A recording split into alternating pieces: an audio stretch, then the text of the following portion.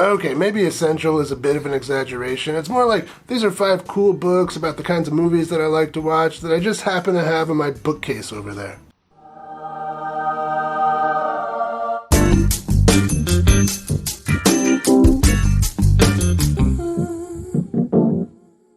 Welcome to Exploitation Reviews, and me, Rob. Today I want to take a look at 5 books that you might like if you like the kinds of movies that I cover on this channel. Let's get started. Number 1, Blaxploitation Cinema, an essential reference guide. Oh, well, this one is essential. It says it right there on the cover. This is a fantastic book if you want to get into blaxploitation film. In addition to an essay and some interviews of some important people in the blaxploitation world, what makes this book the essential reference guide is it has every single blaxploitation film listed in the book with a little mini review by Josiah Howard. So yeah, it's a great way to find films that you have never heard of. And yeah, I've learned a lot from this book, found a lot of cool films from this book. Definitely get this one. Number 2, Men, Women, and Chainsaws by Carol Clover. Clover? I don't know how she says her name. Oh, so this book, essential reading for horror fans. You have to check it out. You know, all of us slasher fans were aware of the final girl. Well, this whole idea of analyzing the films this way comes from Carol Clover. She's the one that coined the term final girl, and then this book explains how she came to that conclusion and, you know, what it means and all that good stuff. It's an academic book, so, you know, the vocabulary is a bit more complicated than something like Stephen King. So, you know, if that's like the top of your game, maybe get a dictionary when you get this book. Number 3, The Monster Show, A Cultural History of Horror by David Scull. This is another sort of academic book. What I like about this one is it spends quite a bit of time on the early era of horror films, you know, the pre-code era with the Universal Monster films and the Paramount creature features.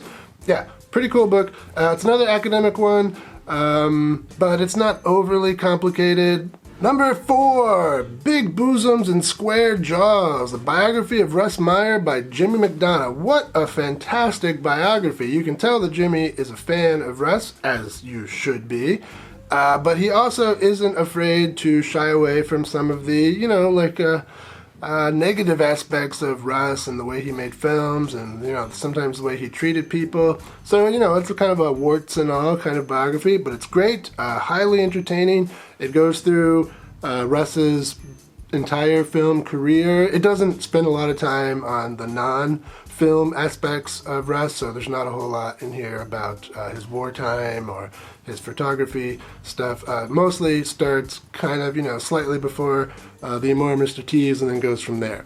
Really a great book, highly recommended. And number 5, Make Your Own Damn Movie by Lloyd Kaufman. If you're an independent filmmaker, you've got to check out these books from Lloyd. I mean, who better to give advice than Lloyd Kaufman? You know, as the co-founder of Troma, it's the longest running independent film studio, I think, like ever. They've been going like 50 years now. They're still going. Yeah, amazing stuff. Tons of great advice in this. And there's a bunch of books in this Make Your Own Damn Movie series. I don't know how many, I haven't read them, well, except for this one. There's also another book that I think he wrote together with James Gunn called Everything I Needed to Know About Filmmaking. I Learned Making the Toxic Avenger, or something like that. That book went on to kind of be the inspiration for the film Terra Firma. You know, the Make Your Own Damn Movie series, more of the practical advice part. Parts of it are written by Trent Haga, who you might know. But yeah, great stuff. Definitely check it out, especially if you think you might want to make an independent film at some point in your life. Bonus book number 6. This is The Bone House by Joel Peter Witkin. Now, Joel Peter Witkin was a photographer, so this isn't about horror films, but his style of photography influenced horror films. You might recognize this image. Even if you don't recognize this image specifically, you might have seen something like it before. In Jacob's Ladder, in the sort of hellish sequences, a lot of those images are taken from Joel Peter Wicken's photography. So as a photographer, Joel Peter Wicken put out some just horrific imagery. I can't show you hardly any of these pictures here on YouTube, but if you're interested in photography, if you're interested in horror imagery, definitely check out the work of Joel Peter Wicken. You know, it's an art book, so these things are pretty hard to find. They don't make very many copies. They put them out, and then they get snatched up, and then they never do second printings of these things. I got this when it came out in 1998 or 1999. Might find it on eBay. Might be horribly expensive, but there might be some other Joel Peter Wicken books out there. Or, you know, if you're just interested in the imagery, I'm sure you could Google him. So those are my tips for exploitation cinema fans who also know how to read. Let me know if there are other books that sort of fit into this that you think I should read. I don't have a whole lot of books on cinema or exploitation cinema. I know there's a bunch out there. I'm not exactly sure where a good place to start is. So let me know in the comments essential books that you think I should check out.